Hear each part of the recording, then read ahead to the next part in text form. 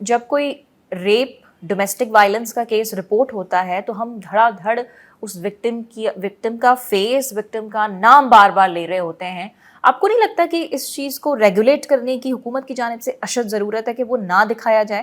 دیکھیں ہم تو کہتے ہیں اور یہ بھی ایک ون آف دا ریزنس ہے جو پیرنٹس جی آگے نہیں آتے ہیں اور ڈرتے ہیں کہ ہم کیسے اس کیس کو آگے پرسیو کریں. جی بالکل.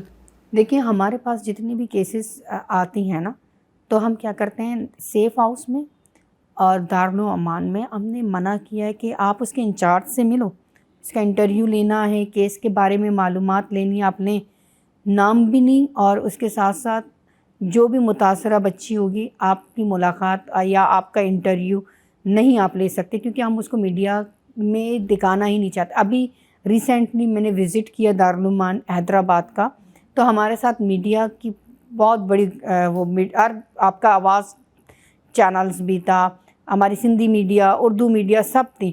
سب نے ریکویسٹ کی. میں نے کہا نہیں، ہم اندر آپ کو لے کے نہیں جا سکتے ہیں کیونکہ الاؤ نہیں ہے.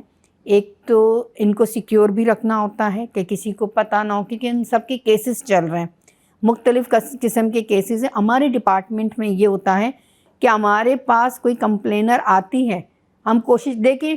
میں نے آپ کو ایک ابھی قصہ سنایا کہ کراچی سے حیدرآباد گئی، ایک دفعہ میں نے اس بچی کا نام لیا نہیں لیا نا. حالانکہ مجھ سے میں اپنی غلطی کو ایکسیپٹ کرتی ہوں کہ میں نے دعا والا نام جو ہے، وہ دعا شمائلہ والا نام، وہ مختلف لاڑکانہ کے جو فیس بک اکاؤنٹ وغیرہ اس پہ تک دعا شمائلہ جو ہے وہ اغوا ہو گئی. پھر وہاں سے یہ نام سنائی دیا، ٹھیک ہے. اور پیرنٹس کی طرف سے بھی کوئی وہ نہیں تھا کہ نام ظاہر نہ ہو یا میں اعتراض ہے، کیونکہ ہمارے پاس آتے ہیں کمپلینس، اتنے سارے کمپلینرز ہوتے ہیں.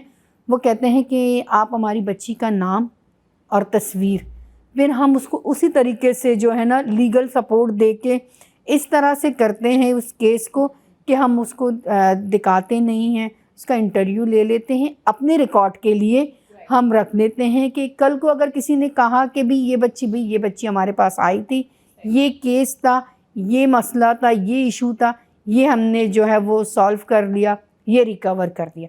اب ڈومیسٹک وائلنس کا دیکھیں آپ، بل بھی 2013 میں جو ہے وہ آیا تھا، جی ٹھیک ہے، وہ پاس ہو چکا ہے. لیکن میں کہوں گی یہی، دیکھیں آپ کی ذمہ داری ہے، میری ذمہ داری ہے، کوئی متاثرہ بچی یا خواتین ہمارے پاس آتی ہیں، ہم اس کو کتنا پروٹیکٹ کر سکتے ہیں.